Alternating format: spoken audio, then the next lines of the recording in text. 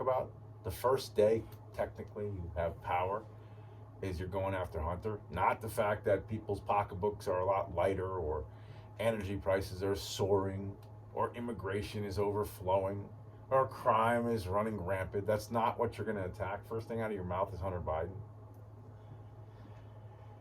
They punch, then the Republicans punch, then the Democrats punch, then the Republicans punch, and the Democrats punch. And there is never that hallelujah moment. Again, the come to Jesus moment where everybody is on the same page, pulling the wagon in the same direction. It just hasn't happened. Last night, I don't want to go too far down the rabbit hole with this, but last night I wanted to say, I took a ride up to Nichols College, and I got a chance last night to see actual cooperation, or a groupthink of intellectuals who are on opposite sides of, let's say, the political spectrum, although there's not a lot of politics in the room. But there was this economic forum last night up at Nichols College, and it was just an amazing event put together by our very good friend Glenn Macy, the president. And it was an auditorium filled with teachers and faculty, staff, and students, some parents, right? Wives or husbands of folks. And it was just a get together, and up on the stage were four brilliant economists and all teachers, doctors. And they threw questions back and forth, trying to answer some of the troubling, struggling things that people are going through with the economy. And I ended up by taking some questions from some of the students, and it was just a great event. And I was thinking to myself, this is how it's kind of supposed to work, right? You got this side over here thinking one way, this side over here thinking another way. They present their facts, and maybe there's something that you can take from this side and something that you can take from this side and come up with a solution. But we don't have that anymore. Politically, it's gone. Kill, crush, destroy. That's where we are. Kill, crush, destroy. And what happens in that scenario? Well, Group A gets power for a little bit, and they run amok. And Group B gets power for a little bit, and they run amok. Right? Then the Democrats grab it back, and they get a little bit of satisfaction for a couple of years. Then the Republicans grab it back, and they get a little satisfaction. While the whole thing is spinning out of control, really, what happens? Nothing. Nobody does anything. Or at least anything positive. It's all a smoke and mirror show. What do you think the Republicans are going to do for the next 2 years? What do you think they're going to get done? Nothing. Even when they had both House and Senate, what did they get done? Nothing. I mean, the difference, I think, with the Republicans and the Republicans get nothing done, and the Democrats chip away at the foundation of the country. That's the difference. They have control for a couple of years. What do? They try to blow it up. The Republicans, they have control for a couple of years. We have time. We'll do it later. We'll help later. For now, let's have some martinis and hang out with each other and look all important, drive around our fancy cars and get our very fancy parking spots. Anyway, I wanted to share that because I thought it was important that there actually are people out there who can sit down across from each other and have a conversation. And it happened last night at Nichols College. So it was a really excellent event, and I know they're going to have more coming in the spring. So anyway, that's number one. Number two, sometimes I get questions. Where does my money go? When they take money out of my pocket, how much money do I have on me today? I feel like I've paid something. A couple of tens, a couple of ones. I'm rolling in it. Where the money goes. The Municipal Grants and Aid Report.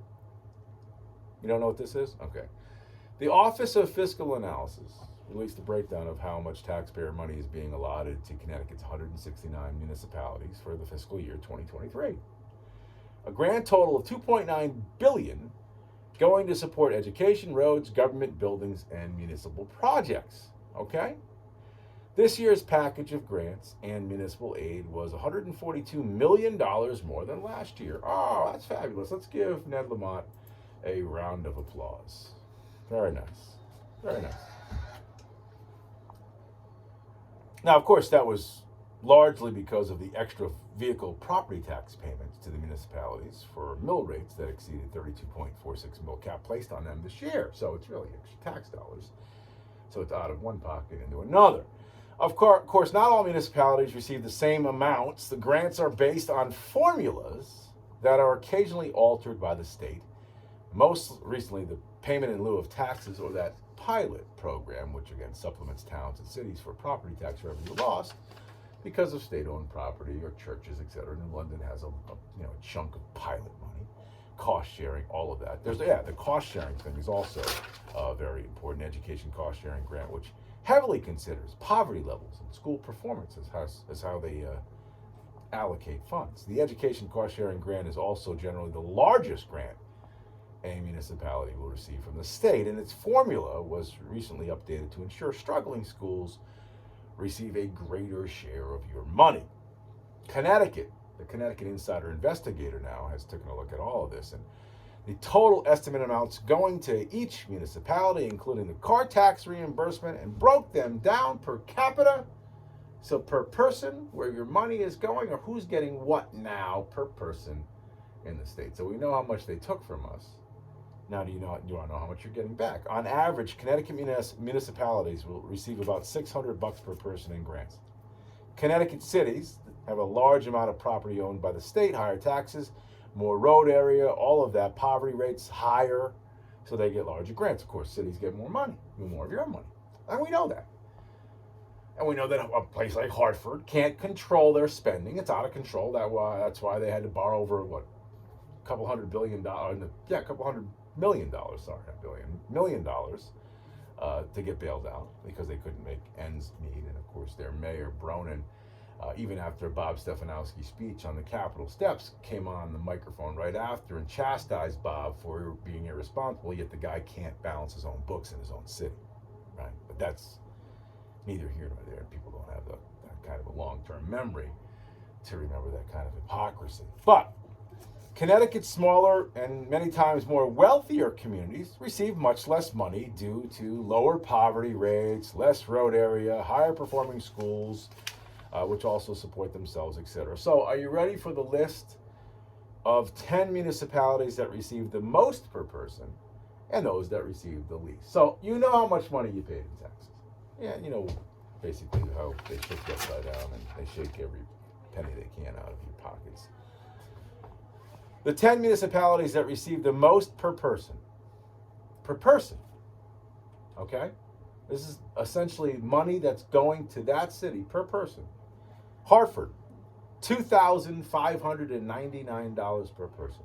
New Haven, $2,180. Waterbury, $1,804. New Britain, $1,745. Wyndham, $1,648. Bridgeport, $1,598. You seeing a theme here? East Hartford, $1,517. You haven't seen it yet? Meriden, $1,386. Norwich, $1,268. You can make an argument, for the most part, that those are the least desirable places to live in the state. Highest crime, blight, overall ugliness. Norwich, though, coming in at number 9. So congratulations to Norwich for making the list. So of the $1,262 per person in Norwich, I know we have a lot of Norwich listeners. Where do you think that money's going? Is it helping you? I'm curious. And of course, the Richie Riches. The places where they're getting the least amount of money. You can probably guess where most of those places are. Ridgefield is on the list. Weston is on the list. Westport is on the list. Waterford's on the list. Only $57 per person in Waterford. Old Saybrook's on the list. Fancy boys over in Old Saybrook. Lyme is on the list. And the town that gets the least amount of money per person is Greenwich. So that's your breakdown. That's where your money is going per person. And the question is, what are they doing? Are they fixing the blight? Is Norwich on the rise? Are they taking that money, that $1,200 plus, and allocating it resources going to the right place.